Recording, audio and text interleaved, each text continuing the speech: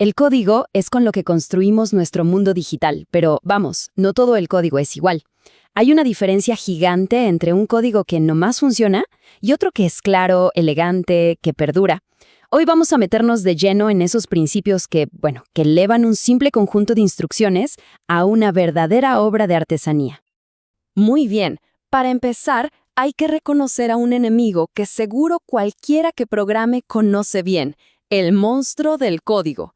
Sí, esa masa de lógica toda enredada que es dificilísima de entender y casi imposible de tocar sin que algo se rompa. Esta es la pregunta del millón, ¿no? La que atormenta a tantos equipos de desarrollo. O sea, ¿cómo es que algo que empezó tan ordenado, tan lógico, se convierte en este laberinto? La verdad es que no suele ser por mala intención, sino más bien por una falta de disciplina desde el comienzo. Miran, esta metáfora es perfecta. Un software es como un jardín. No se puede simplemente plantar y ya, olvidarse de él. No, necesita cuidado constante. Hay que podarlo, darle una estructura clara. Si no se hace ese mantenimiento, la entropía se apodera de todo y la complejidad crece sin control hasta que lo que tenemos es una jungla indomable. Entonces, ¿cuál es nuestra primera y más poderosa herramienta para mantener ese jardín en orden?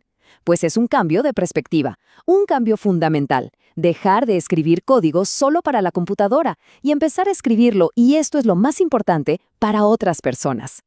Fíjense en la diferencia. Es que es brutal. Los dos hacen exactamente lo mismo, pero el de la derecha nos grita su propósito al instante.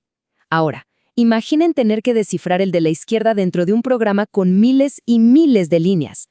Ese pequeño esfuerzo mental, multiplicado cientos de veces, es lo que genera el cansancio, los errores, todo. Y aquí están los pilares. Se trata de usar nombres que cuenten una historia, de mantener un formato que sea limpio, ordenado, y de resistir esa tentación de ser demasiado inteligente o ingenioso sin necesidad.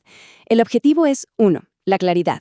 Y la cita de John Woods, es un poco de humor negro, pero captura una verdad gigante.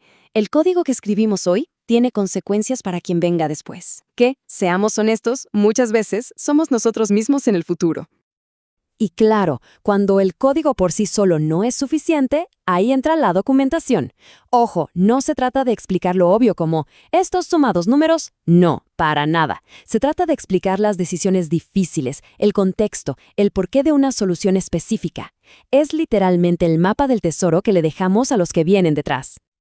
Bien, pasemos ahora de la claridad en las palabras a la claridad en la estructura.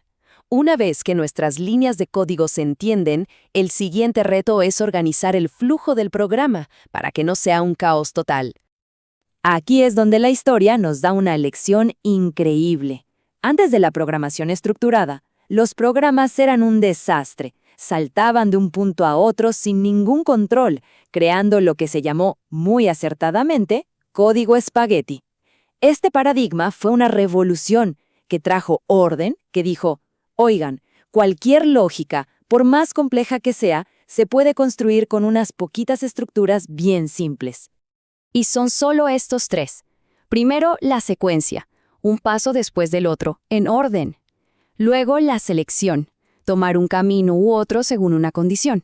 Y finalmente, la iteración, repetir algo una y otra vez. Con estas 3 ideas, solo con estas 3, se puede construir casi cualquier cosa. Simple, potente y, lo más importante de todo, controlable. Pero la cosa no se detuvo ahí. La siguiente gran idea fue: ¿y si en lugar de solo organizar las acciones, pudiéramos hacer que el código refleje directamente las cosas del mundo real, que modele la realidad? Y aquí vemos ese cambio de mentalidad. La programación orientada a objetos, o POO, nos dice: deja de pensar en verbos, calcular, procesar, imprimir, y empieza a pensar en sustantivos, un cliente, una factura, un producto. El foco se mueve de la lógica pura a las entidades que forman nuestro sistema. El concepto clave aquí es el objeto. Piensen en él como una pequeña cápsula, un paquete que tiene todo lo que necesita. No solo guarda su propia información, sino que también sabe qué hacer con esa información. Esto hace que reutilizar código y darle mantenimiento a largo plazo sea muchísimo más fácil. Miremos un ejemplo súper concreto. Un objeto, coche. Tendría sus atributos, o sea, sus características, el color, la marca, a qué velocidad va. Y también tendría sus métodos, que son las acciones que puede hacer. Puede acelerar, puede frenar, puede tocar la bocina. Toda la lógica del coche está encapsulada en un solo lugar. Y eso hace que todo el sistema sea mucho más fácil de entender. Al final, si juntamos todas estas piezas, nos damos cuenta de algo.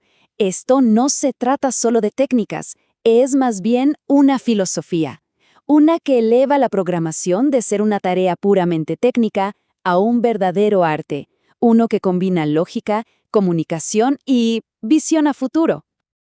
Hay una frase de Martin Fowler que resume el espíritu de todo esto de una manera perfecta.